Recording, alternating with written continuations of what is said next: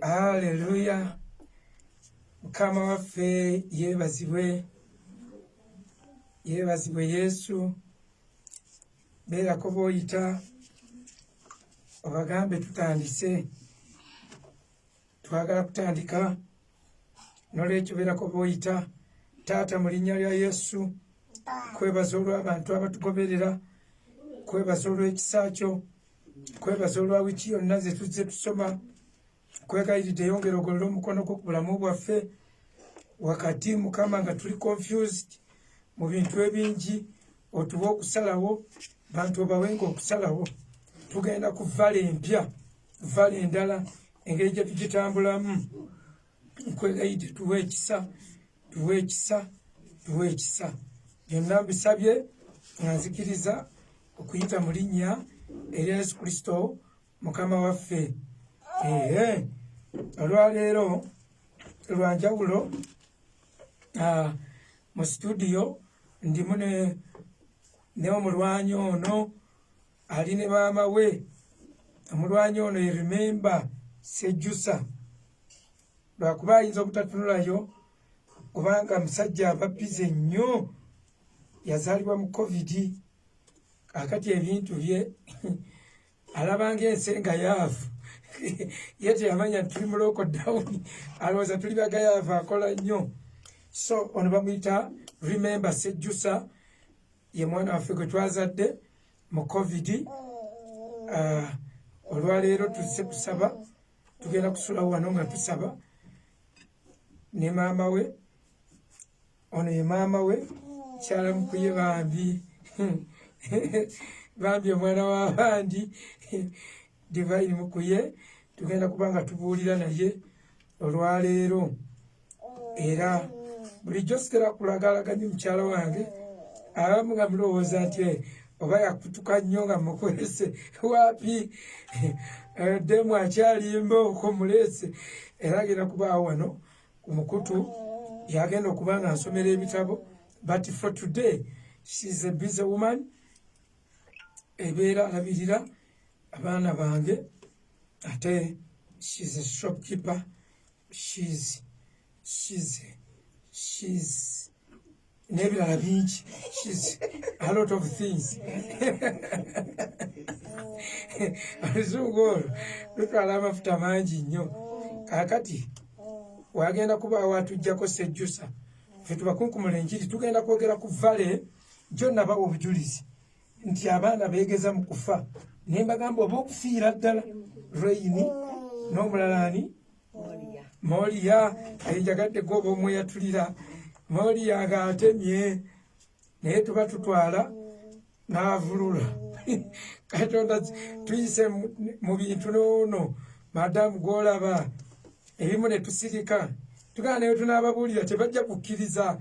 Katonda bamukkiriza. Bakkiriza Katonda, convenient God, God of convenience, a medium God, a mediocre. Katonda akolako ebitono ebikoleka, the things which can be accepted by any reasonable man. Naye ebiri unreasonable, Katonda tatera kubikola okusinziira ku ndowooza eriwo. So kaakati nsooke mu kimono, ffe tubuulire enjiri. Buno bwatwegattako juzi buno. Tetulina nabwo ndagaano. Kambeere n'ono gwe tulina naye endagaano. Oyo ye Sejjusa bannange. Abantu ba online, Sejjusa agenda ne Bayibuli eno. Okay. Abantu ba online mwayagala omwana oyo. Muvubuka akuze ku speed. Alinga alina kyalanga. Ekirala. Muvubuka akula, muvubuka yavula, muvubuka ayimirira. Twamuzadde wano mu COVID. Ayimirira essaawa yonna atandika okutambula. Mutusabire ekintu ekyo ekyokuzaala abaana kyenkana nako kuyitibwa.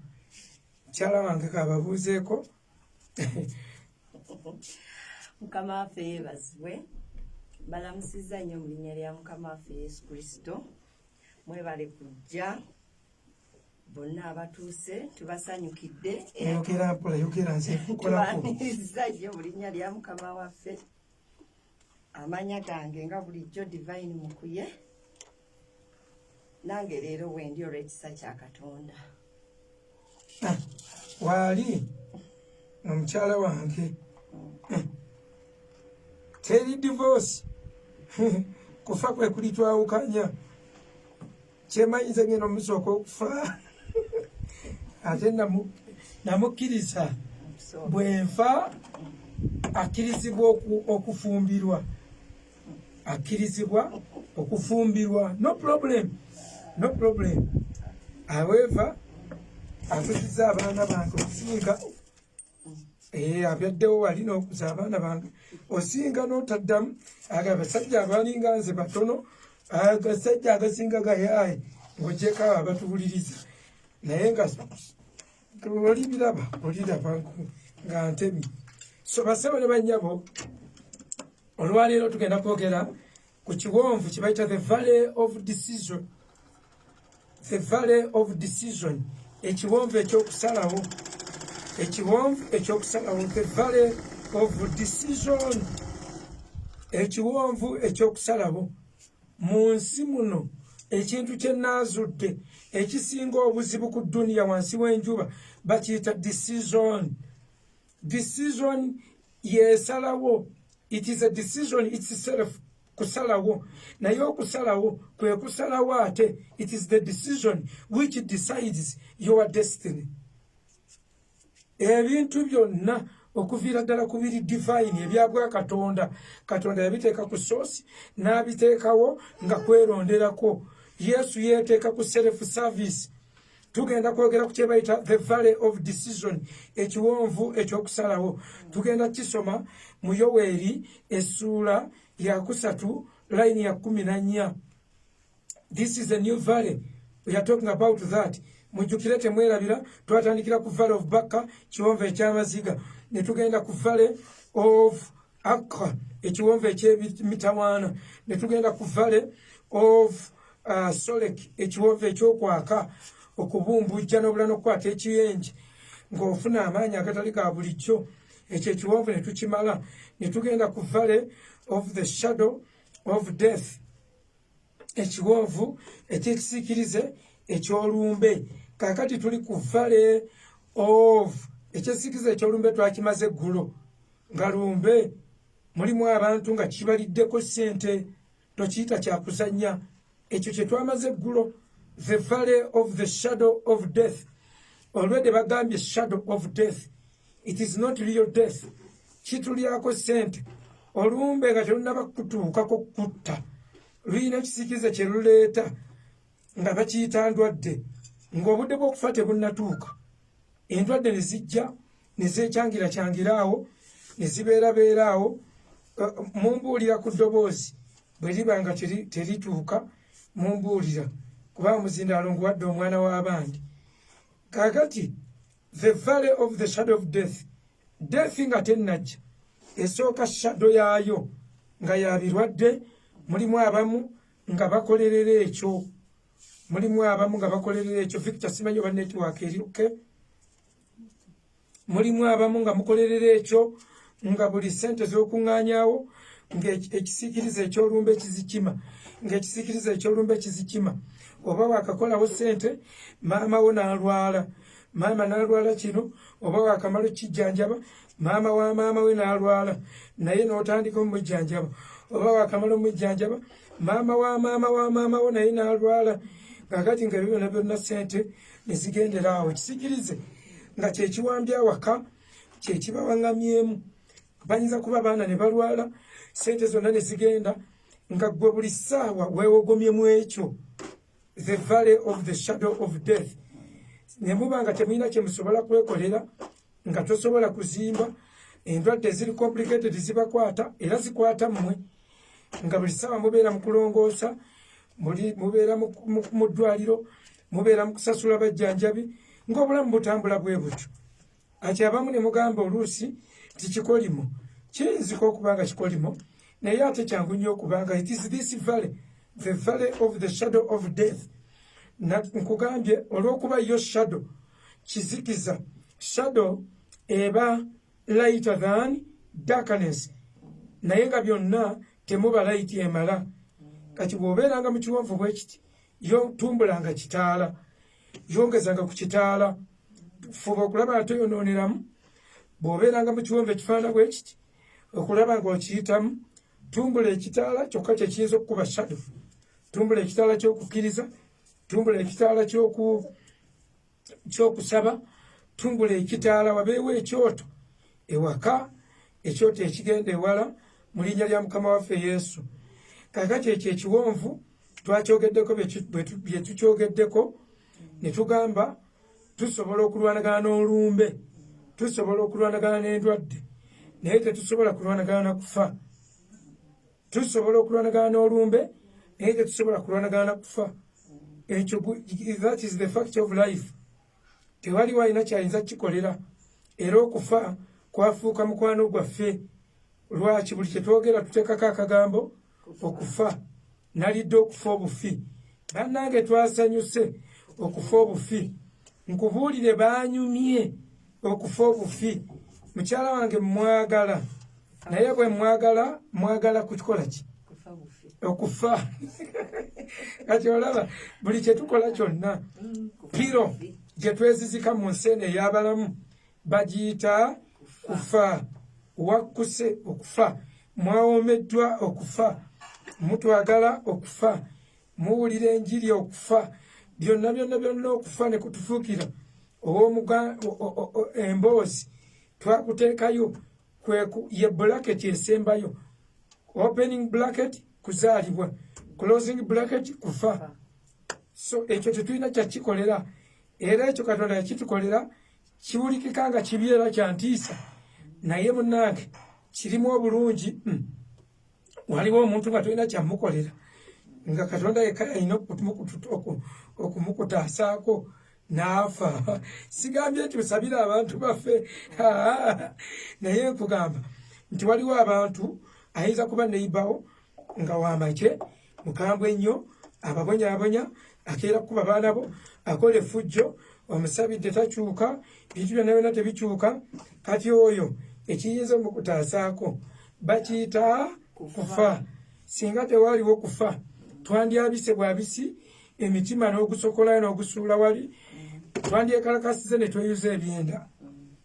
naye buli wojjukira tikasitajja kufa n'ogamba waaye kamuleke okufa okwo kutuyambako nogamba mukwasizza katonda mukwasizza katonda gwoba onoobakolera ki onoomukolera ki omusajja agambye ayire emundu ajja kukuba ajja kukola ajja kukuba ekyenta kati kyolina okukola ogamba mukwasizza katonda ekiyinza okututaasa awo okututaasa kuba amaanyi ennyo ffe abatalina maanyi abanafu kufa ademantegi y'okufa tusabidde kaluti zigwe mu uganda ne tubuulirira abasajja ba kaluti ne zigaana naye nze buli wemba nga ndiringa ne kaluti mu ggwanga lino olugiranga zinnemeddewo nga ng'akasitajja kufa kubanga ekirungi ekiri ku kaluti nannyiniyo waafiira weefiira kaluti y'obusobozi yafudde oba oyagala oba toyagala kaluti y'obusobozi yafudde era abagigoberera nabo baweddemu amaanyi katonda yafudde lwanga yafiire katonda yatemye gwezanyisa ne covid atiddemu ne katonda n'ayitawo kaakati kaluti eyo nayo neegenderaawo ne tuginnyukiraawo ne tugiboneraawo naye nga tubadde tugisabira tusabye twewaddeyo ebintu by'obusobozi abantu nga beekuluumulula mpaka juzi mukama bwe yatukoledde obulungi n'afa oyogedde bubi gwe toofe naawe ojja kufa otyo nange bennumya omutwe nabo banaafuna liriifu teriyo kintu kituwa liriifu nga kufa it is a general relief death is a general relief mulimu boolumya omutwe nga tewalina kyobakoze oyinza kuba oyambala nnyo nga ffe ne mukyala wange ekyo kyokka ne kirumya omuntu omutwe oba neiba kaakati bwe tunaafa eyo naye nga anyuse ng'agamba God is a God who considers even the minority considering rights za minorities kale n'olwekyo bw'oba olina omuntu gw'otayagala tofaayo abajja kufa. So ekiwonvu kino ekyesikiriza eky'olumbe kirina mukama waakyo bamuyita lumbe asobola okujja n'atwala omuntu ne muwoneraawo ne munnyukiraawo. Therefore mikwano gyange mwenna nze mbakuba mulogo nandiwanise ne siroga. Lwaki? Ologa waaki nga ajja kufa? Mbakuba musi sandise muntu. Lwaki? Era agenda kufa olwedde. Kati otta waaki? Obanga omuntu atema omuti ne guseka nga gugwa tukuyita kuseka nga gutandise okugwa bwe guti kakakakaka ate n'ojja n'ogutema awo oba omala biseera kubanga olwedde gugwa. Kati ate ogutema gwaki? Oba otema gwaki? Edda ennyo twali tuyiga nkanyumye mukyala wange oba naba neekolobeza kati edda ennyo nga tuyiga nayiganga n'omwami bamuyita Lugalaaba. Twali tuyiga te taata kati Lugalaaba nga naye muyizi naye nyina kizibu wange bamuyita Mukalazi n'atega effumbe ye yatega ttege ne likutukako okugulu. Ekyuma kyali bba okugulu ne kukutuka mu kwerwanako mu kwesika ku kyuma ne lidduka. Bwe lyadduka n'ajja eka n'agamba taata ntwale embwa, tutwale embwa. Of course we boogera ku mbwa nze nali head boy waazo ati nga toyinza kundeka. Ne tugenda n'embwa ne tutandika okunoonya effumbe eryakutudde ku kyuma. Embwa ne ziwunyiriza ne tugoba effumbe ne tuligwako. Taata n'aligoba ng'agenda alitema, yali amanyi okudduka. In fact kwolwo mwe abafamire mukyakijjukira effumbe yali alitema ne lyewoma okusooka n'atema ekigere.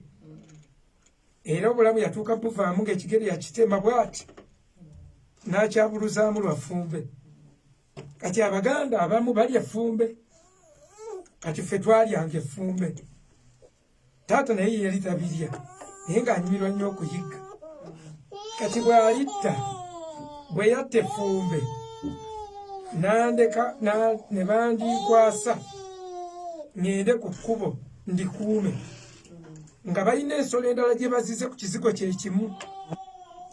Ne nsigala ku kkubo nga nkuuma effumbe lye tusse. Balina ensolo endala gye bagoba. Bwe nali ndikuuma ne nninnya waggulu ku muti gye ndikuumidde ddyo liryawo wansi. Ne zireeta Lugalaaba ayagala nnyo okulya, ayagala nnyo ennyama. Muzeeyi Lugalaaba ab'oku kyalo kyewaffe bamumanyi. Kati yajja effumbe tulisse, nze nkuuma naye ndi waggulu ku muti. Kye yakola Lugalaaba n'akwata omuggo n'adda ku ffumbe n'akuba nga bw'akuba enduulu alirabye effu ali mu ddikuba ng'anoonya engeri gye yeegatta ku nnyama, anoonya engeri gy'anaagabana. Kaakati we yakuba enduulu kyenva abantu bajja n'agamba ndikubye n'envaayo ku muti ne ŋŋamba eryo effumbe ffe tulisse, taata yalitemye katukayanire effumbe. Lugalaaba mpaka bwe yagamba nti libadde lidduka nga liyimuseewo. Kituufu mwe mulisse naye libadde lizzeemu obulamu.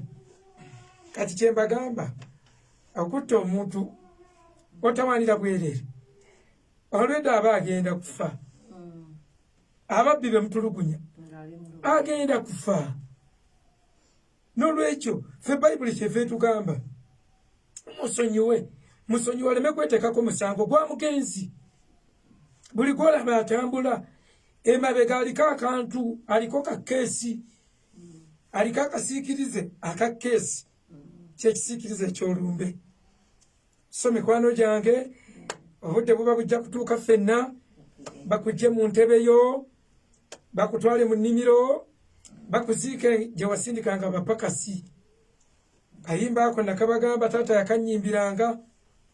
Baamugya mu ntebe yo omwami akooye ne baamutwala mu nnimiro ng'omupakasi. We yaleetaaga ebitundu ng'afuuwa mu luwa.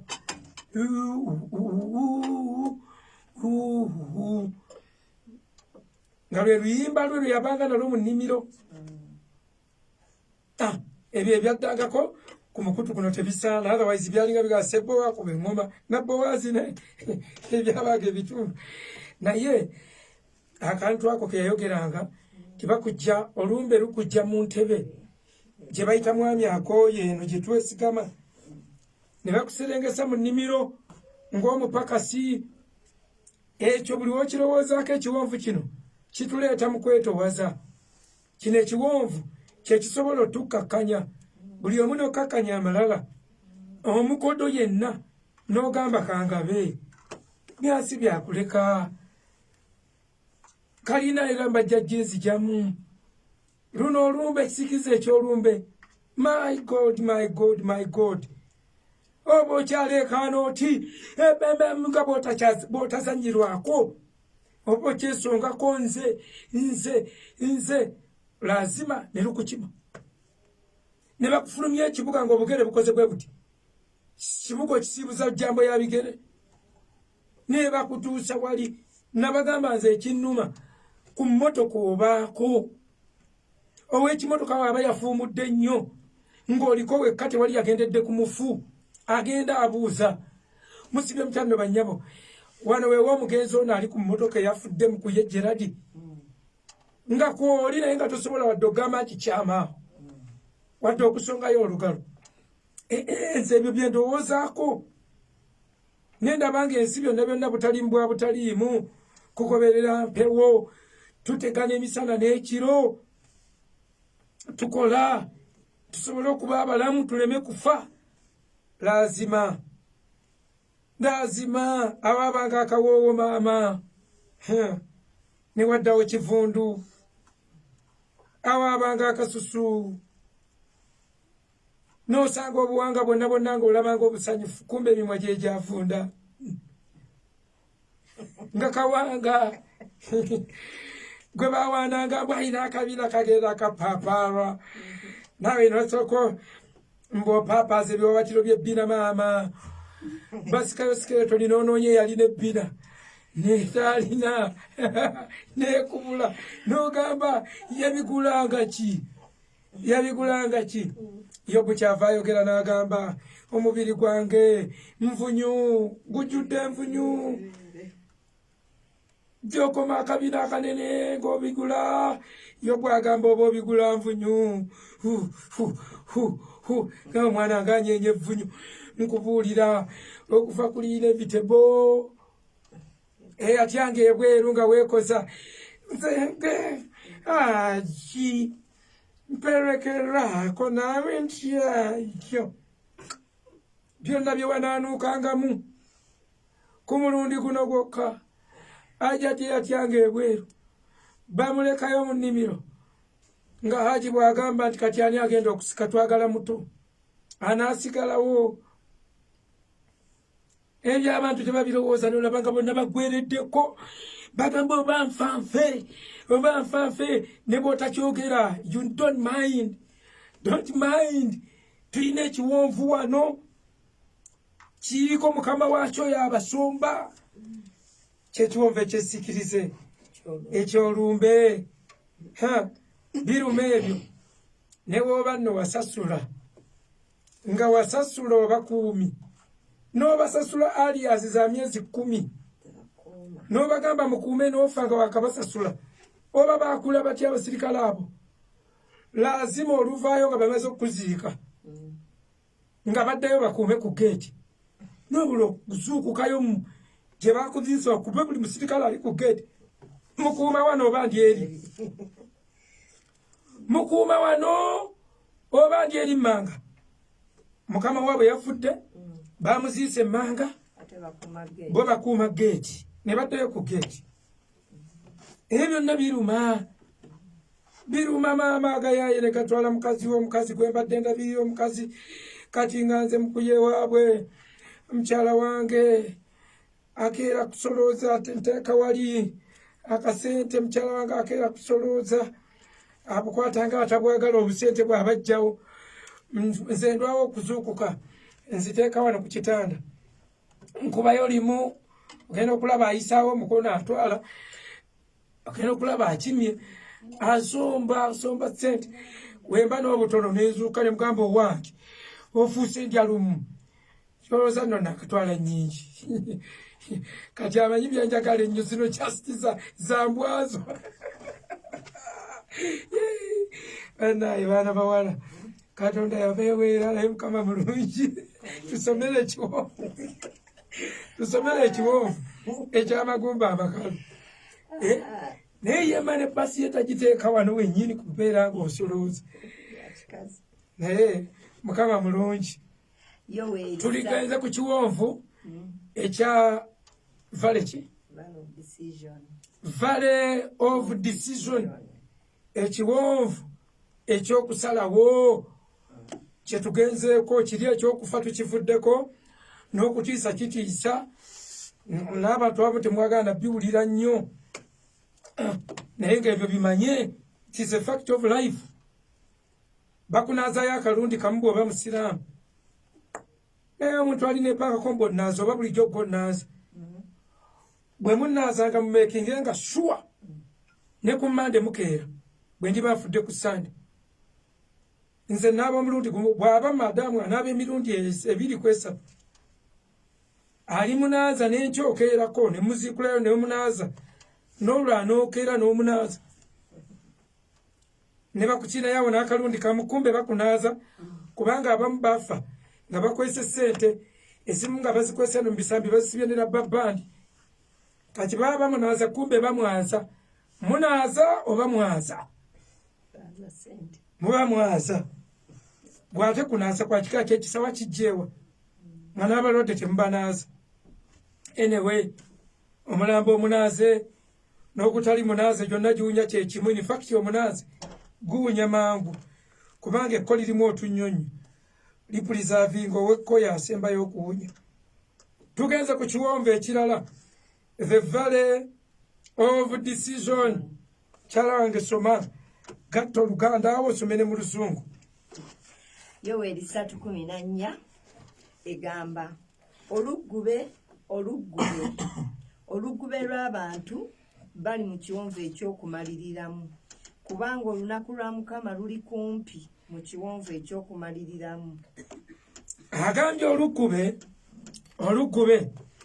ey'Oluzungu. Soma mu Luzungu tuwulire. Yoweri chapter 3 verse 14 multitudes in the valley of decision, for the day of the Lord is near in the valley of decision. Multitudes are in the valley of decision. Akati another word for multitude. What is the kigambo kyeki kya multitude? It is a tumult. Kazi wange wasoma banna bwana ne bawulira ntuzaala yakazaala abaana 17 bawulira ntuzaala babayite twasomerako ddala bawulira olugube lw'abaana bagaa naawe toyinza kubanga oli muyigirize n'ozaala bw'otyo yana yasoma. So another word for multitudes and multitudes is tumults and tumults. Tumult lugube obungi bw'olufulube bw'abantu nti nga bali mu kiwonvu ekyokumalirira oba ekyokusalawo in the valley of decision ekyokusalawo ekiwonvu ekyokusalawo. Basaba ne bannyabo ensi yonna destinies zaffe either nga mukadde we yasalawo oba nga gwe wasalawo olina omusajja oyo gw'oli naye because of decision kubanga bw'otyo bwe wasalawo it was your choice. Bwe wali olabanga kyekikumalirayo wali olabanga oyo yakumazaayo n'ogenda n'ogaa nti nyenze n'omulungi agenda n'omulungi amalako n'otambula n'ogenda bw'otyo bwe wasalawo. Embeera zonna ze tulimu zirya kusalawo kwe kuzituteekamu ng'abamu maama we muzadde we ye yasalawo abalala jjajja we ye yasalawo. Ekyokulabirako location mubeera Masaka si lwakuba ndi Masaka we wasinga ebbeeyi naye bwe mwasalawo bw'oba si gwe wasalawo kitaawo ye yasalawo. Abali mu byalo basalawo kubeera mu byalo lwaki decision yasalawo bw'atyo yayagala kubeera mu kyalo ate okusalawo kuva ku kumanya. Decision depends on knowledge. Okusalawo kuva mu kutegeera kw'oba otegeera. Wasalawo Katonda tasobola. Dr. Mbamubuuza bamugamba singa dokita akola transplanting ey'obwongo obwakamyu n'abukasukola mu bulungi ng'asooseka kuba caliform n'akwata n'obw'omuntu n'abutransplantinga bulungi n'addira obwongo bw'omuntu n'abutuusa mu kamyu n'akatunga bulungi n'akalinda kakweko caliform n'akwata obwongo bw'akamyu n'abutuusa mu muntu n'amutunga bulungi n'abalinda badde engulu ne bamubuuza what do you think can happen? Olowooza ki ekiyinza okuba divine? Ayinza okwavula n'alya muddu atandika menu eyinza okukyuka menu ekyuka n'alya muddu. Dokita n'agamba nti tye ebyendya miruzi zikyuka obwongo busalawo kinene tu n'agamba aw'okusula wakyuka omuntu adduka ne yeebuuza yafunzizza ennyumba ye okubanga tajja mu mpuku gye yajyangamu adduka ku mpuku y'akamyu n'atakula n'agaziya n'ayeesonsekayo n'akamyu ne kadduka ne kanoonya ennyumba ey'omuntu ate kagizuula kubanga obwongo bwe bumanya ne location era kagenda bugenzi akamyu ne keebaka mu buliri ne keebuuza nakoze ntya okubanga obuliri bwenkalanga olujja kubanga obwongo buba bumaze okukyuka. Therefore obwongo bwe busalawo location. Abo bonna abali mu diaspora nze nkubuulirira wano oba mukigule abantu abali mu diaspora tebategeera kyekimu n'abali mu Uganda. Naturally Katonda yabawa amagezi agasukkako ku kubeera wano oba owakana oba towakana. Sigambye mukisa oyinza n'okuba omusinga ssente naye ovanga ku muntu yawuliranga na wano kubanga ffe abamu twakola nnyo ne tugamba sitekwa kubeera mu kyalo. I'm not a village at least. Ngenze mu kibuga nze ekyalo sikisobola era ekyalo n'ekitongoza nga bajja kutuziikangayo buziisi kyakuziikamu ngendayo mbalabako nkyagala mbaagala naye I don't belong to the village. I am not nakulirayo naye nawulira buwulizi nga nteekwa kuba munnakibuga kati nze mbeera mu kibuga ninga kalooli nze mbeera mu kibuga mukyalo ne bwompayiika bina era mbeera nnimirayo nenkolerayo ebintu nenzija mu kibuga. Kati obwongo bwange tebuŋŋanya kubeera mu kyalo tebajja bugula katolabo yakuta omwana alina kuba mu kyalo engeri gyotuleetera omwana ali misplaced. Naye kyenkugamba nti obwongo obwange sigambye nti ab'omu kyalo si bagezi. Nange nyinayo abantu, nyinayo mikwano gyange, nyinayo ne akabanja. Tuyinayo obubanja, tobumayo obubanja bwaffe? Tuyinayo obubanja. Ne Divine namugulirayo akabanja eyo kazise. Kali mu kyalo. Naye kyegamba we don't belong to the village. Mbeerayo buli kintu kyonna nga ndaba obulamu obuzibu ennyo nga tonywe kinyogoga togire bwoti kanga ndaba oyinza n'okuba ne ssente zo n'ebyoggula nga tegwali edduuka erimu liri eri otambula mayiro 3 batunda obudagala expired date teryagibuuza baba n'amadagala 2 aspiro n'aspirini ne kofita kakiza obulamu bwange mbanjagala awali resources awali ebintu wabali nga waliwo abantu kati nature yange Katonda bw'ati bwe yagikola kati obwongo bwange nga tebunzikiriza kubeerayo nenzija mu kibuga mwendi kati n'abantu aba diaspora yatunula butunuzinga mu Uganda talaba kyayinza kukoleramu ayagala okuba n'akawunti okuba ssente eziwerako kati mu Uganda bw'oteeka miliyoni 5 ku akawunti yo bakukima ogenda wennyonnyoleko ogaggawala otya mu nsi enjavu otyo kweyo speed buli akawunti yonna eriko surveillance buli akawunti oba wakana bakusuulire miliyoni 3 bazisuule ku akawunti yo ojja kuba oliawo simu essaawa yonna yonna ojja gifuna hello are you Mukuye Gerald? Yeah, you are needed at Kireka iswe kwagala oba genda ku oli Kampala Totya however bw'otajja tujja kukima bakukima bakuyita nga tolina musango gwonna naye wafunye ssente nnyingi baagala kumanya tebazikugjaako enewe naye nga bakazaakaza miliyoni 10 oba miliyoni 3.5 miliyoni 3.5 ze dola omutwalo gumu kakati kali amawanga tekigasika attention aye bannayuganda abali mu diaspora batunulanga obwongo bwabwe tebusobola kubeeramu kubupaakingira mu ndowooza ezo bwe zityo small monies bw'oyongerako ku ssente it arouses the attention of everybody, it arouses the attention of the government. Dola omutwalo gumu miliyoni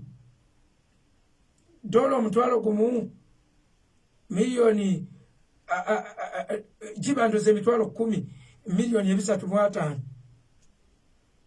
bwezi kyogenda nga okubisa tekyalawuzinga kubanga omusambi w'omupiira bamwalawo ensi mutwalo gumu ogwa paundi just allowance kakati wano we bakukuwa buli lunaku oba oyina cases to answer you are not supposed to be with that money era bakubuuza how are you going to disperse that money kati mwemanyi muwakana mulowooza mbyogera nti oba nkyawa bukyayi mulembe guliwo nedda nze nagamba ndi musomi twasoma pepa bagiyita terrorism eyo pepa namba nga tusoma human rights netusoma terrorism awe twayogerera ku surveillance on accounts. It is illegal to move with a lot of money. It is illegal to be with a lot which you cannot disburse. Okujjako nga government ekukkiririzaamu nnyo naye gwe oba tetukumanyi nnyo tukubuuza ogenda when are you going to disburse this money ogenda zikolamu biki azifu bakoleddeko azifu bakugobeddeko ku ddiiro naye bo bonna bwavu bulaga mayindi enjavu eri mu kawanga akaavu kaakati abaana ababeera mu diaspora kaba baba abali mu Middle East bakizuula buzuzi nga ontayinza kukolerawo ssente bakizuula buzuzi nga eza wano teziwera era nange mbawagira ntera bagamba Uganda enyuma lwali temwekomyakomyawo mutuzza kulya kasi leka bali abali mu America bebasama abali mu America abali mu Bungereza abo ne balya gwali mu Buwarabu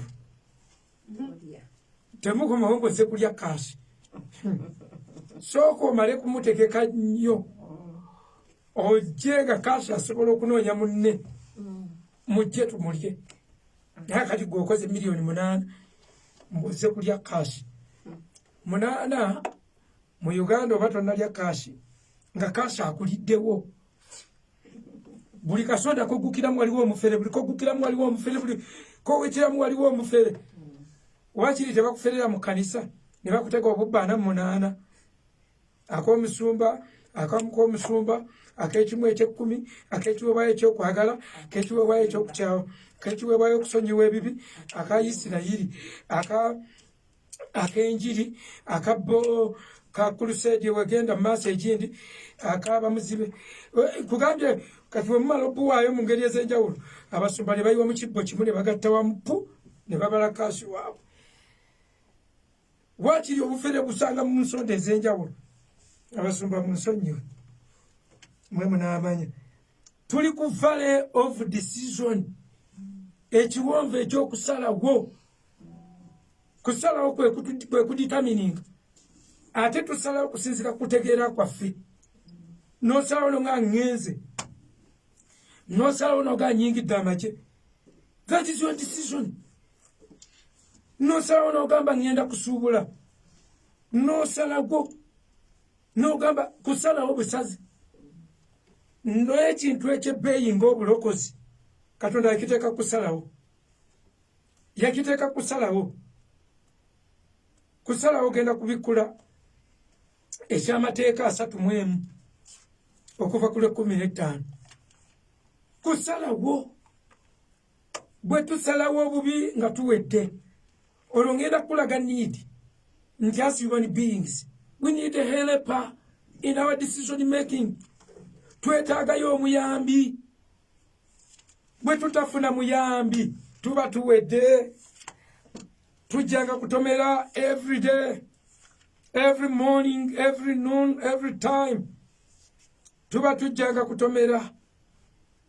So basebwe ne bannyabo okusalawo buli kintu kyonna kwe kukifuga. Okulokoka twasalawo busazi n'okugwa tusobola okusalawo okugwa, okubeera midiyooka gw'okisalawo, ate gw'osalawo obeere muntu wanjawulo. Kati ebimu ebibalema mumanyi obissa ku levo eyali lactance, n'ogamba Mukama bw'asazeewo, Allah bw'atyo bw'asazeewo, okwo kuba kwejjako obuvunaanyizibwa bwa kulowooza. Abantu abamu buli bwe tebalowooza, Katonda abadizayiningirayo ekiwonvu ekinaabaleetera okulowooza. Nga kiwonvu kikuleetera okulowooza. Oyinza kuba mukazi nga tolowooza. Olwa provision y'abalo, Katonda n'adizayininga ekiwonvu, omusajja n'alwala emyezi 6 ng'olina abaana. N'osabirizaako ne bakulangira. N'ogendako ku kkanisa ne bakulangira. N'otandika okugamba naye kanonde enkoko, kannime obumere wano, kankole bwe nga mbeera corridor which can bring you to decision. It puts you in mu ngeri ekunyikiriza mpaka bw'olowooza. Bakunyiga mpaka bw'olowooza. Hadithi zigamba, hadithi z'Abasiraamu, nti Nabbi Muhammad yali mu mpuku. Kakati yali mu mpuku ng'ali omwo, yagendanga mu biseera eby'ebbugumu okukola retreat. Kakati aba atudde mu mpuku, abiwakanya agenda asome Quran chapters ezo ezisooka nga batandika Quran. Nze nasoma ya Pikithari. Kakati yali mu kiseera eky'ebbugumu. Ebbugumu lye bayita Ramadan. Kakati osagala Abasiraamu bali mu kiseera kya Ramadan mu Uganda. Ramadan kiseera ky'ebbugumu. Kati yagendanga mu mpuku ne yeekweka omwo nga mwe muba obunnyogovu, ne zireeta omwoyo bokubaga nti malayika. Najja namugamba ikra, soma, ikra, soma. Nabbi n'agamba simanyi kusoma. Ko Allah osaaga, Allah tamunyiza akagere,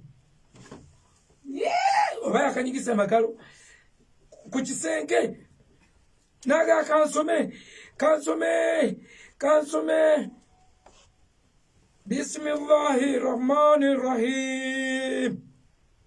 Teyayiga okusoma. Mwosagale Allah nga tannakusaako tabu. Allah atalingamba Katonda wa Isirayiri n'ow'ekisa. Yamuteekako tabu. Mayidi yali tamanyi kusoma. Allah yamunyiga mpaka bwe yayiga okusoma mu ddakiika eyo. Nga ikra. Soma. Era eyo sura ne bagiyita surati Ikra. Kyokka yandibadde esooka mu Qur'ani. Ate gyesooka Fatiha. Al-Fatiha. Eyo gye boogeramu iyyaka na'budu wa iyyaka nasta'in. Ihdina siratal mustaqim. Siratal ladhina an'amta alayhim ghayril eyo ate yesooka. Nze mbadde nkugirayo wano nti Katonda alina corridors gy'asobola okuteekamu omwejo ne gukugwamu n'oyiga okusalawo. Waliwo ebintu ekikugoba kyekiditamininga sipiidi gy'odduka. Odduka bw'otyo kubanga ebikugoba bigoba bwe bityo. Teri atalina misinde. Waliwo vale ng'oyo oteekwa kusalawo. Teri atamanyi kudduka kujjako ng'ekikugoba tekimanyi. Nze nabagamba genda e Mulago. Genda Mulago. Teekako ekirefu ekijingirire nga kikomeeni. Tema empale ng'ogenze e Mulago. Mu bakazi nga bagenda kuzaala embuto zibasimbye. Kubanga baba bagenda kuzaala beekyawa. Engoye zonna abamu bazigirako ddala okujjako ggwe. Ono madamu ye muveeko mulala Katonda ffe yatuwa. Kubanga omukazi ono akukeera ku makya ng'agenda kuzaala ku olwo n'akufumbira, n'ayoza engoye, n'ateeka ebintu bye mu bbaafu, n'akuleka n'ova nawe awaka, n'agamba gwe nno ddeeyo ojja kusanga nze nazadde. Kati engeri gye mumanyi ndeeta 10. Olwo natumira n'emmotoka y'emigaati. Nzijampa nga teri naayinza kunyimiza kabe wa traffic. Munnange ne tugenda ng'ali decent n'azaala. Siga nti tebimuluma kubanga yaga kati gw'omanyi kye sirumwa. Alumwa bambi. Alumwa. Ali n'azaala mu ddwaliro tetwira kulwayo. Ne tubuyita ne tukomawo ewaka. Ne tukomawo era neno 12 bwe yabadde tukomawo ewaka. Naye mbadde nkugamba genda e Mulago. Yambadde entalabuusi. Taddeko ekirefu. Kikomeeni. Siiga wano akantu kabenga sigita. Obuuka gwemu ng'okutte katunda passion fruit. Obenga akalumamu bw'oti empisa. Ogamba Allahu Akbar. Okasuulewo odduke. Ojja kulaba teri wa lubuto gw'ojja kusooka ku basement. Tewali wa lubuto gw'ojja kusooka ku basement. Bonna bamanyi bomu. Okufa n'obutanyagwa. Ojja kulaba emisinde mpaka wansi ku basement. Kitegeeza ki? Teri atamanyi kudduka. Naye ekikugoba kyekiba ekikulu. Eno valley of decision. Buli wabeera wakusalirawo toyinza gigendamu. Ng'ate Katonda ayagala buli muntu yenna okwesalirawo. Era buli muntu yenna alina kwesalirawo. Kamubembina ebyokukkiriza. Kwesalirawo. Gw'ozaalibwa mu ddiini ya kitaawo tosalangawo. You have never exercised. I mean, you have never gone into that valley. N'olwekyo Katonda abajja kukuyiiya engeri zonna paka wanaakuleeta mu valley ey'okusalawo. Walabyewo? Ekyamateeka 3:15. 15 layini ya 15. ekyamateeka 31 line ya 15 Mm. awo Mukama n'alabikira mu weema mu mpagi y'ekire. Kyekino nsomye ekyamateeka 31 ndowooza 3 kyamateeka 3:15 laba leero ntadde mu maaso go Soma. obulamu n'obulungi n'okufa n'obubi. somera ddala. Kubanga nkulagira leero okwagalanga Mukama Katonda wo, okutambuliranga mu makubo ge, n'okwekuumanga ebiragiro bye n'ebyamateeka ge n'emisango gye, olyoke obenga omulamu oyalenga, era Mukama Katonda wo alyoke akuwenga omukisa mu nsi gy'oyingiramu okugirya. Soma. Naye omutima gwo bwe gunakyamanga n'ogaana okuwulira, naye n'osendebwasendebwanga, n'osinzanga bakatonda abalala,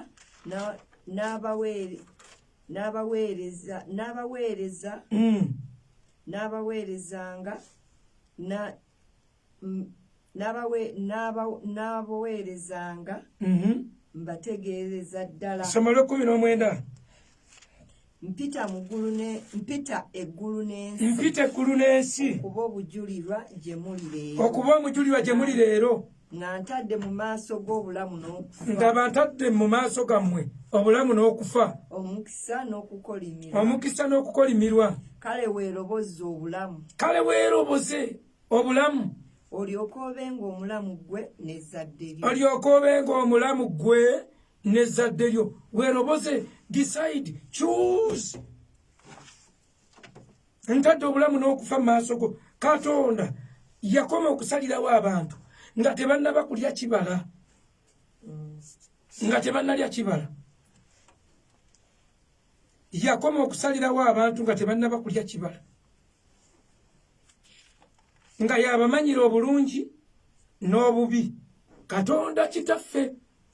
Era bwe yateeka Adamu awo n'ebisolo n'agera ekiseera n'agala kati si kirungi ng'omuntu tasobola kyogera ekyo. Adamu nga tasobola kiraba ti si kirungi. Adamu ng'alina kulabako bulungi bwa Katonda gwokka. Nga Katonda yalina okulabako ku sayidi embi, Katonda n'agamba si kirungi omuntu okubeera yekka. Ngenda mukolerayo omubeezi. Nga yalina omulabira. Naye omuntu bwe yalya ku muti ogw'okumanya obulungi n'obubi, ekibala kimu ne kiyingiza empagi 2, omuntu n'aba ne kapasite ku mulundi guno byombi ebitegeera, ng'etegeera nti kino kibi, kino kirungi. Okay? Kaakati okuva olwo ekibala bwe kyayingira, empagi ez'ebbiri ne ziyingira, Katonda yakitutekera nga ffe twesalirawo obulokozi kusalawo. Agamba ntadde obulamu n'okufa mu maaso gammwe. Yensonga lwaki? That is the only reason as to why God does not kill Satan, as to why God does not arrest the devil.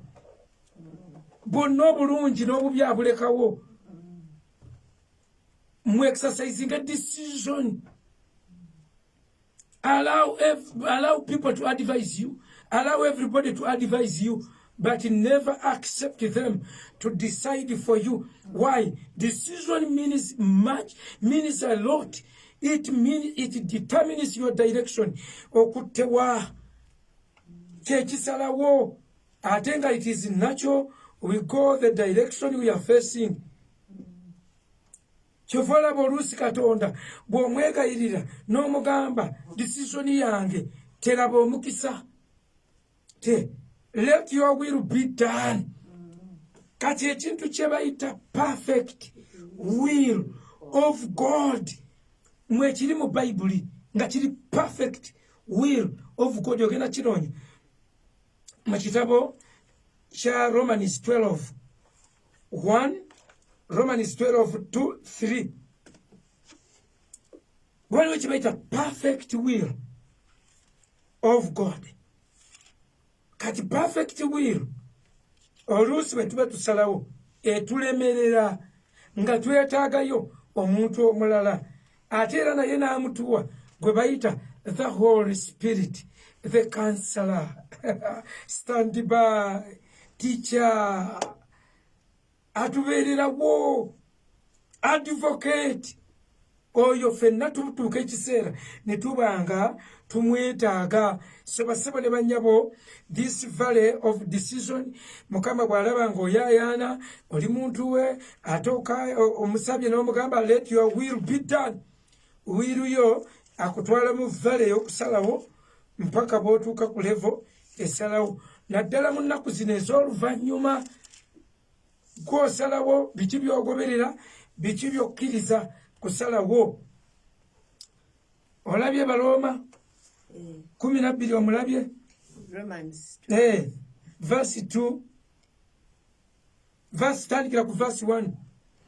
Abaluumi essula ye 12. Obongere ku ddoboozi. Abaluumi essula ye 12 okuva ku lunyiriri olusooka.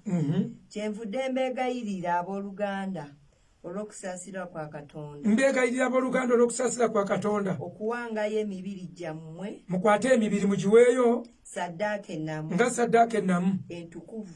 Entukuvu. Esanyusa Katonda. Ng'ate esanyusa Katonda nnamu. Ntukuvu esanyusa Katonda. Emibiri.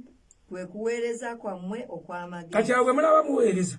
Bye muweereza bye bajjo biyita eby'amagezi. Naye bw'oba obumbujja eno yaka. Enowooza ndi musoliki.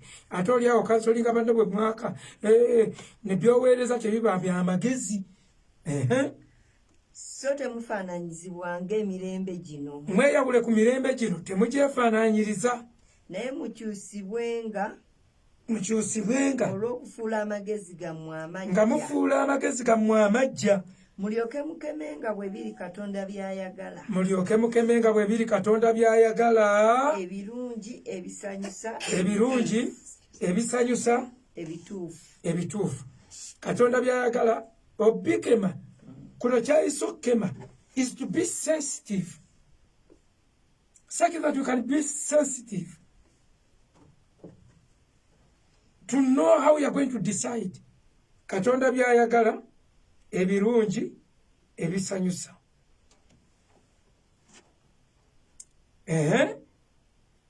Kakati ey'oluzungu yeteekako ka perfect, ey'oluganda ka perfect. Kwoloke tekasoma. Romans chapter 12 from verse 1 to wali wokomye. I beseech you therefore, brethren. I beseech you therefore, brethren. By the mercies of God, that you present your bodies a living sacrifice, wholly acceptable to God, which is your reasonable service. And do not be conformed to this world, but be transformed by the renewing of your mind. But be transformed by the renewing of your mind. That you may prove what is good and acceptable and perfect will of God. Kati eno yekataddeko divine ako akasembyeyo koogere mu ddoboozi lye twayomberangamu kubanga wali musangamuko kati koba osoma muwetu mu ddoboozi eryo. And do not be conformed to this world, but be transformed by the renewing of your mind. But be transformed by the renewing of your mind. And you may prove what is that good and acceptable and perfect will of God. Kati wali kyayise ekisanyusa. Ono akiyise and remove what is good, acceptable and perfect will of God. Kati akagamba ako perfect will of God. Bwe tuba tukola decisions katutawaanya. Lwaki? Wabawo conflict of interests. Ng'owulira wano weewandisaanye, kino kye kyandisaanye, akati ate nga n'eggulu liina kye liwulira ekisaana. Awo waliwo conflict of interests. Perfect will of God. Mu decisions zaffe Katonda abiteekawo byombi, akuteerawo bibiri, naye okulondako ekiri perfect. Where to belong, where to go, how to spend the day, how to spend your time, how to invest your money. Ebyo byonna bitwala decision, your decision. Kakati what do we need? twetaagayo another external power, external force, another helper. We need a helper. Gwe bayita Omwoyo Omutukuvu, kubanga Bayibuli emwogerako n'egamba mu kitabo ekya Yokaana essuula ey'e16 layini ey'12 n'egamba nti oyo bw'alijja agenda kubaluŋŋamya. Kyayita okuluŋŋamya si kutusalirawo naye kutuluŋŋamya. Omwoyo Omutukuvu muluŋŋamya. Church, let me make this important correction. The Holy Spirit does not decide for human beings. Tabasalirawo. Katonda awa ekitiibwa okusalawo kwammwe, awa ekitiibwa okwagala kwammwe, era akuleka n'oza kusalawo nga bw'oyagala. N'agakale singayo mu kusaba kwe yataddemu, let your will be done, not according to my will. Yesu yatulaga mu lusuku lwa Gethamani bwe yali asaba n'aga Kitange, ekikompe kino bakinzijeko bakitwale, n'agaana naye singa nze bwe njagala naye wabula gwe bw'oyagala. Kakati Omwoyo Omutukuvu it does not arrest our minds. Ye atuluŋŋamya. Omwoyo Omutukuvu nuŋŋamya nga ngenda okusalawo. Omwoyo Omutukuvu abakazi abawala baabano tibali babiri kyokyo nuŋŋamya gwe ngenda okulonda. Omwoyo Omutukuvu abasajja basse naye nuŋŋamyamu. Naye akati waliwo omuntu omaze emyaka 48 tebakwanangako, ate omusajja azze okukwana ate ogamba Omwoyo Omutukuvu nuŋŋamya kukuki kukigwe. Kkiriza mangu ago. Okay, soma olunyiriri lwaffe luliwo. Nagambye okuva ku 12, 16, 12 mpaka ku 13. John chapter 16 verse 12. I still have so many things to say to you. Nagaye kusoma nnyo. I still have so many things to say to you, but you cannot bear them now. However, when He, the Spirit of truth, has come, He will guide you into all truth. He will guide you into all truth. Ajja kubaluŋŋamya mu mazima gonna into all truth. So the Holy Spirit buli we tumuwa omukisa n'ogamba Mukama nfunye ssente, muwulira abaana bange abali mu Saudi, abali Middle East, I've got the money, naye nuŋŋamya how to invest this money. Nuŋŋamya naye kwe musalawo mwekka n'oyoola n'okwasa omusajja. Mbutasobola toyinza kuneefuulira ng'ayogera no n'abanga n'agenda okukaaba. Mwe temumanyi gasajja ge Uganda. Mwe temumanyi basajja ba wano. Bannange nze Mukama ampadde omukisa, nkulidde mu bulamu bungi, nkulidde mu maka mangi, naye temumanyi. Nyina brother wange ye yajjangayo n'akatambala n'abanga akaaba. Tewabba tekatambala. Ajjayo akatambala n'abanga akaaba. Agenda okulyako mukazi we Sentolo. Ategedde yatunze agenda mulyako ssente. Be basajja be Uganda bagezi bazibu nnyo. Ali mwe mukazi bwatu mugamba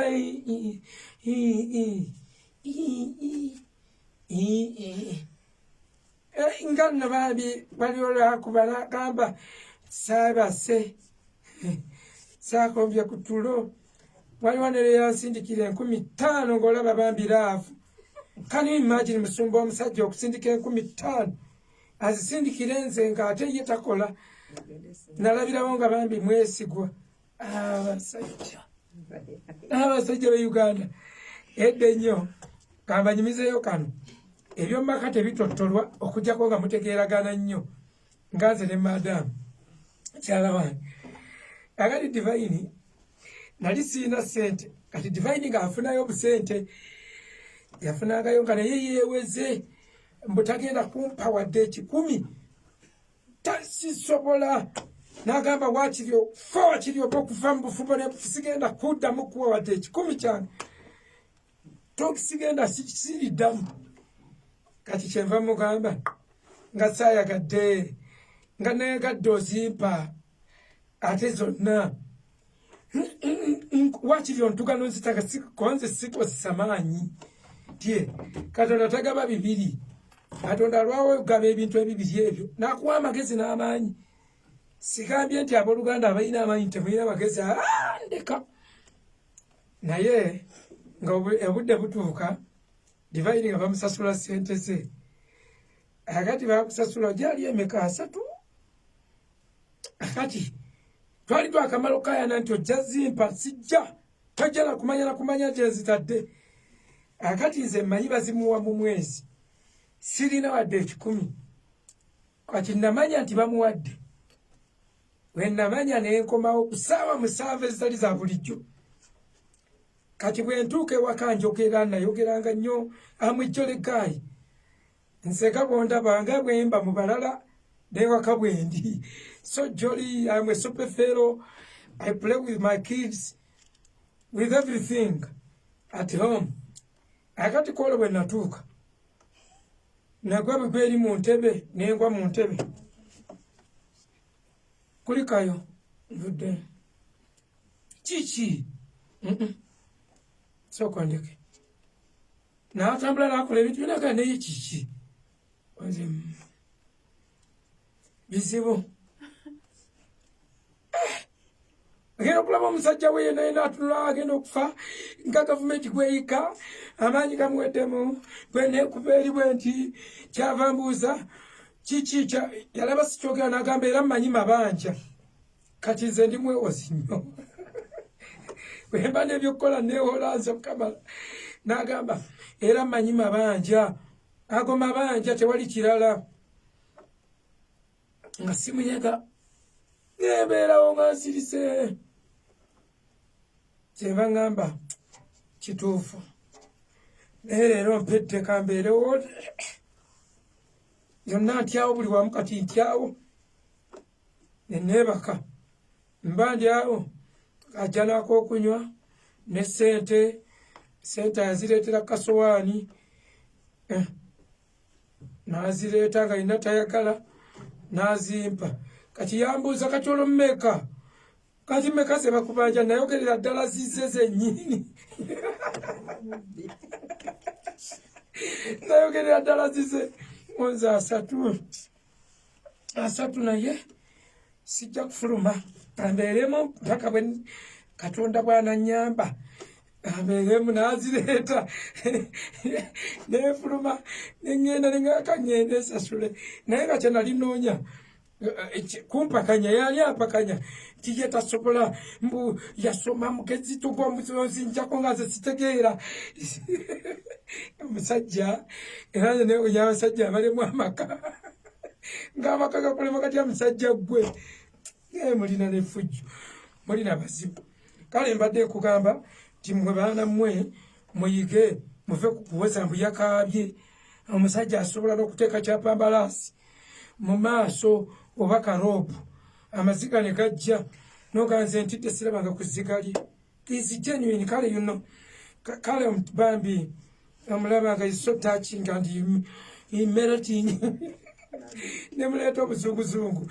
abasajja be Uganda be mulaba bamitwe Katonda yawa abasajja be Uganda emitwe gye mulaba mubeetekeko mpola however saagala ate muyitirire kubatya kuba mulina okufumbirwa tulina okulya ku bintu so basebo ne bannyabo njagadde kubagamba eno vale eya decision nkulu nnyo you need the Holy Spirit to guide you Bible ekambye alituluŋŋamya mu mazima gonna in all truth the Holy Spirit the comforter, the guide, the counselor, the advocate, the teacher agenda tulungamya mazima gonna tumwegulirewo yegatte ku decision zizaffe okusalawo ekikulu gwe wasalawo n'oluzinga vaginiteyo okujeko be baleepinga era kwali kusalawo n'osalawo okutambula obudde obubi oba n'oyitira awo kale embeera eyinza okuba yakukwata naye ebirala byonna I mean the biggest percentage ey'obulamu bwe tukola losses ze tukola ziva mu kusalawo. Twasalawo bwe tutyo n'osalawo osuubula amagi n'osalawo gw'osuubula ensuwa n'osalawo olunda enkoko n'osalawo bw'otyo naye Omwoyo Omutukuvu aba perfect amanya seasons amanya ebinaddako amanya ebitagenda kuddako amanya Omwoyo Omutukuvu aba smart ebintu bye byonna byakola biba smart. Oyinza okuba oyagala kugyawo sente zispendinga n'owulira omutima agugamba zireke tozigyawo oba wakazireka bwoti niwabaawo ekibawo lazima oba n'otomera butomezi ng'ekikutaasa kyokka sente gikole bw'otagikola tukyokya eno gikole n'obabalira n'obasasula.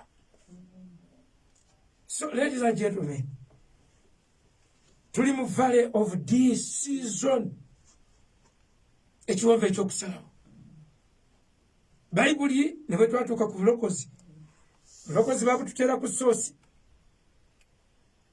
Baroma 10 olunyiriri olw'omusanvu n'olw'omwenda Bayibuli egamba omuntu akkiriza na mutima gwe okuweebwa obutuukirivu naye atula n'akamwa ke kusala gw'osala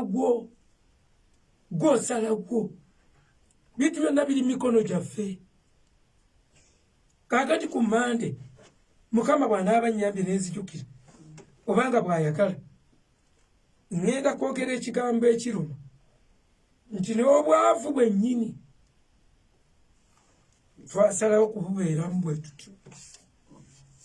Ekyo kiruma era bwe nfuna alumiddwa nze olwo mba nkoze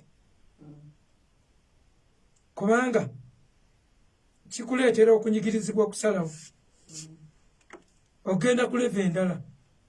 Kaana tebaba muduulira yali tagenda kukola a very important decision. Oluusi tuteeba will of God n'ogamba this is the most important decision I have ever made.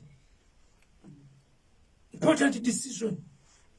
Kaana omwana yamutuulira Penina kiri ekyana kiwala nga kiduula bwe kyajjangayo bebi waakyo okuyonsa nga kigamba n'amabeere go nga ndabanga agatonya wandiyonsezza gwatuulira tazaala mukazi watu naddanga mukaaba leero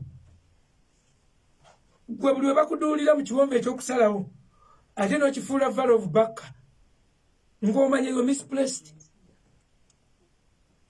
Nkugambye bayinza okuduulira baduulira Kaana ng'omukazi abaayo nsalamuka naawe otonya amabeere mpulira ng'omwana waagwa omukazi n'akaaba mpaka bwe yafuna Katonda yaleeta omuntu n'amunyigiriza mpaka bwe yamuserengesa mu valley, the valley of decision, n'atuuka okukola okusalawo Kaana n'agamba ngenze mu yeekaalu. Ani yagimugamba nti genda mu yeekaalu? Yeekaalu yali akimanyi nti okusaba Katonda yasabanga bba omwana mpa omwana ogusajja ne gwa nze nga baabaana Katonda gumugambyeko nti sire baagayo nze nga baabaana n'amanya where to go n'agenda mu yeekaalu. That is a decision. Buli mulokola amanyi gye tuyinza okujja amaanyi ga Katonda. Buli mulokola amanyi amaanyi agali mu kigambo. Buli mulokola amanyi kiki ekitegeeza okwewaayo. Naye okusalawo teri atamanyi nti okusiiba kirungi kikuyamba ng'omubiri okendeeza kukerereyo omubiri. Katonda n'ayogera naawe oba oli awo. Teri atakimanyi. Teri atamanyi nti saving is a habit as well as spending is a habit. Teri atamanyi teri atamanyi mukisa guli mu kugaba, teri atamanyi nti okusonyiwa kikulu, naye decision yetusalira gwo ne tuvuya. Njagala kusabako nammwe, njagala kusabako nammwe. Waliwo akayimba kali nnyo ku mutima gwange, akati omukazi ono namujja mu kwaya bagiyita Kurunazi kwaya. Akayimba kagamba though I walk through the valleys, oba okamanyiimuko. Ogenda kayimba gwo n'omanya ekyakuleese mu studio yange. Kayimbe mu katono nnyo, nsabira abantu abo. By the something of that kind. But you're 1, 2, 3. Choir master. Choir master, no kayimba nnyo.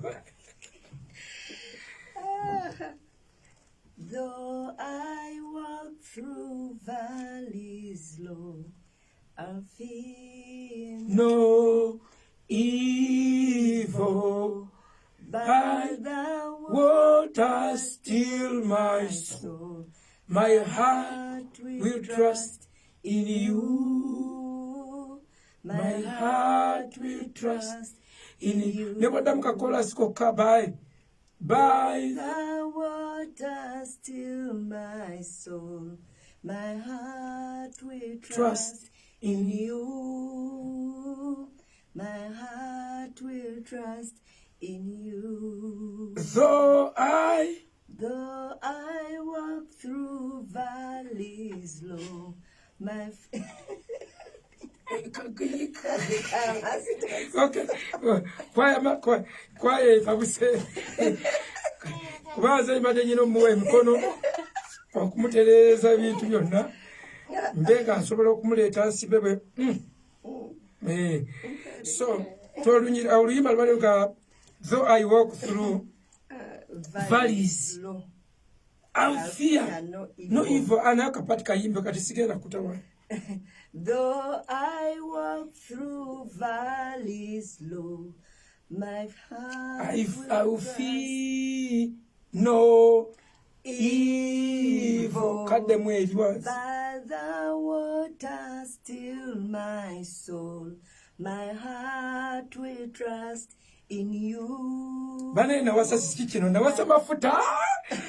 Kale basebo ne banyabo. Njagala kubasabirako. Tata mulinnya Yesu Kristo mwana Katonda omulamu. Fenna tusabira abali eyo. Tukwebaza olw'obulamu bwaffe. Tusabe Mukama atuyigirize okusalawo. Weegayirire Katonda akuyambe. Obeere n'okusalawo. Ofune okusalawo mutima. Mukama akuwa okusalawo. Omwoyo omutukuvu akulungamye. Omwoyo omutukuvu tulungamye Taata. Tulungamye mu kusalawo kwaffe. Tulungamye mu magenda gaffe. Tukola nsobi njereere. Ebyaffe byonna bye tulowooza biba bifu. Kyenva nkwegayirira gwoba otulungamya mu bye tugenda okukola. Tulungamye tutambulize mu makubo ag'obutuukirivu ku lw'erinnya ly'Omukama. Byonna bye tusalawo bibe nga bigwa mu kwagala kwo. We need to do your perfect will. We need to live by your perfect will. We need to walk according to your will. To invest our money according to your will. Okwagala kwo kwe kuba kulaba omukisa Mukama. Bingi bye twagala, bingi bye tulowooza ng'abantu, bingi bye tulowooza nti bye bigenda otuyamba ne bitatuyamba. Kyenva nkwegayirira ojja otuyambe mu kusalawo. Tuviireyo mu ngeri ey'amaanyi, tuviireyo mu ngeri ey'enjawulo. Tuwanguze Mukama, tuwanguze akavuyo k'okusalawo nga tuli mu sitensen, nga tuli mu masaŋŋanzira ag'okusalawo. Mukama tuli awo, tuli olugube. Bayibuli egambye olugube lw'abantu oli mu kiwonvu. The valley of decision ey'oluganda ekiise kumalirira, kiwonvu kyakusalawo. Taata nkwegayiridde tuyambe okusalawo, tuyambe tubeere determined mu bye tukola tubeere determined bye twogera taata tukkiriza ng'okusalawo okwo kwe kulimu obulamu okusalawo okwo kwe kulimu ensa okusalawo okwo kwe kulimu omunnyo nkwegayiridde tuviireyo ng'enjuba ng'eyina okunyamya wakiro byayo nkwegayiridde luŋŋamya amagenda gange luŋŋamya amadda gange nkwegayiridde tuluŋŋamye mu byonna mu buweereza tuluŋŋamye taata twetaaga okuwulira eddoboozi lyo wagamba endiga ezange zimmanye eddoboozi taata tuna endiga zo mbeera endiga yo mukama mbenga mpulira eddoboozi lyo nze bandika yaani bwe mbasiwulidde eddoboozi lyo ezitawulira eddoboozi lyo mukama kitegeeza za kisibo kirala kyenva nkwegayirira tuyigirize okuwulira eddoboozi lyo tusinanula amatu gaffe ag'omwoyo tukuwulire taata nkwegayiridde tuwulirize omwoyo omutukuvu omwoyo omutukuvu taata yogera nkwegayiridde bayibuli etugambye nti kwenkino nti the spirit of God tulema kwenkinga omwoyo omutukuvu nyamba neme okukwenkinga nenenya wonna wenakwenkingira nenenya wonna wenakolera ebirala nga njagaza birala nenenya nkwegayiridde nongoosa okomewo tokuba yeekaliyo mabega tambula naffe yogera naffe tuluŋŋamyenga okulowooza kwaffe kulungamizibwe luŋŋamya ebirowoozo byaffe tulowooza bubi tuleke ebitugwanira okulowooza ne tulowooza ebitatugwanidde tuleke ebitugwanidde okukola ne tukola ebitatugwanidde songa n'obulamu tebuli muffe naye gwayi mukama naye leero tukomawo ng'endigazo tukomawo ng'omwana eyazaawa bayibuli egambye omwana eyazaawa bwe yeddamu n'agamba naayimuka n'agenda eri kitange ne mugamba nyonoonye taata bayibuli etugambye nti omwana eyazaawa kitaawe yamulengera n'amwaniriza teyamuganya na kwogera bingi naffe mala gatwaniriza mala gatusinza taata mala gatugulirawo totugalira mweru wa nzigi naye tugulirewo leero tuyaayaana leero tuli bamalirivu okutambula naawe leero tuli bamalirivu okukolera ku kwagalako okukolera ku ddoboozi lyo tukwegayiridde tugonze tunaagonda tuwalule tunaagoberera n'abangi banaagoberera nkwegayiridde tubeerera oluyimba lwaffe omwoyo omutukuvu taata mbeera oluyimba lwange omwoyo omutukuvu mbeera kampasi yange onuŋŋamyenga mukwano omwoyo omutukuvu mukwano tondekereranga nga nsalawo nema okusalawo obwomu bayibuli egambye mu Baluumi 8:15 tube tunaagoberera omubiri tugenda kufa naye tunaagoberera omwoyo tugenda kuba balamu oyogedde mu kigambo kyo nti ntadde obulamu n'okufa mu maaso gammwe mweroboza obulamu mubeera abalamu tweroboza okuba abalamu mukama tweroboza kuba abalamu tukkiriza tubeera abalamu twekutte ku mugwa ogw'okuba abalamu nkwegayiridde tuwalule taata tutwalawo olongooseza bolongoosa nkwegayiridde tutwalawo wonaaliza bonaaza nkwegayiridde taata osaanuusa emitima gyaffe onyweza amagezi gaffe agajugumira nyweza amavivi gaffe agajugumira okutya tekutuganya kuba nkola bitwetaagisa kukola mwegayiridde luŋŋamya amagezi gange luŋŋamya ebigambo byange luŋŋamya omutima gwange neba okwogera by'otayagala nebenga okukola by'otayagala nebenga okulowoozanga ebitamwanidde nkwegayiridde okwata ku mukono onyingize mu fyuca y'enkya Father, with you I'm secure, with you I'm safe, Lord. Taata nkwegayiridde mbeerera omusumba tubeerera omusumba otukwate ku mikono taata otuluŋŋamye mbakubako obutuukirivu ku lw'erinnya lyo nuŋŋame ku lw'erinnya lyo tomanya kugwa ku lw'erinnya lyo nkwegayiridde ku lw'erinnya lyo otukwate ku mukono ku lw'erinnya lyo tukuumira abaana baffe ku lw'erinnya lyo ate erinnya lyo ligulumizibwe emitima gyaffe kitaffe erinnya lyo ligulumizibwe kitaffe ali mu ggulu erinnya lyo litukuzibwe mu magezi gaffe litukuzibwe mu mboozi zaffe zaffe litukuzibwe mu mbeera zaffe erinnya lyo litukuzibwe litukuzibwe mu kuweereza erinnya lyo litukuzibwe mu mirimu gye tukola erinnya lyo litukuzibwe taata litukuzibwe mu abaana baffe sitaani alimu okuyita mulungu okutuuka okulumya emitima gyaffe taata nziba buli mulyango gwonna omubi mwayinza okuyisisa obubalagaze okutuuka ku bulamu bwange twetolozeeko olukomera wetoloza olukomera ku bulamu bwange wetoloza olukomera ku mukyala wange nkwegayidde munkumire nkwegayidde byonna abantu bye baayogera bimututukirirako nti bafa bangu bazaala ebyo bijjira eri mu linnya lya Yesu Kristo mwana Katonda omulamu nti bakaddiwo mangu bwe bazaala nnyo ebyo byeyongerayo mayiro ne mayiro okuva buzibu bwa bukadde mu linnya lya Yesu Kristo mwana Katonda omulamu yesu taata nkwegayidde twambaza amagezi twambaza okumanya nsaba omwoyo w'amagezi omwoyo w'okutegeera omwoyo w'okumanya omwoyo w'okuteesa omwoyo w'amaanyi omwoyo wa Katonda nsaba omwoyo wa Mukama atule ku bulamu bwange nsaba omwoyo w'amagezi mbere n'amagezi taata nfukaako amafuta okubuulira abawombeefu ebigambo ebirungi okutendera abanyaga okuteebwa okugulayo amakomera yaabwe n'abasibiddwa amakomera okubawa omusanyuka abanakuwalidde mu Sayuuni yes to give them beautiful ashes. Father, anoint me to do your will, anoint me to carry on your work. Father, do it in Jesus' name. Tata byonna tukwebaza olunaku lwaleero byonna tubisabye nga tukkiriza okuyita mu linnya erya Yesu Kristo Mukama waffe. Amen. Fe tujja kusigala nga twongerayo mu kusaba naye twagadde bambi ku lwa data tusaasidde data wammwe mwe balina gumiikiriza bannaye ne musigala nga kwe muli. You are very good people. You are very good people. Mukama abatuweera omukisa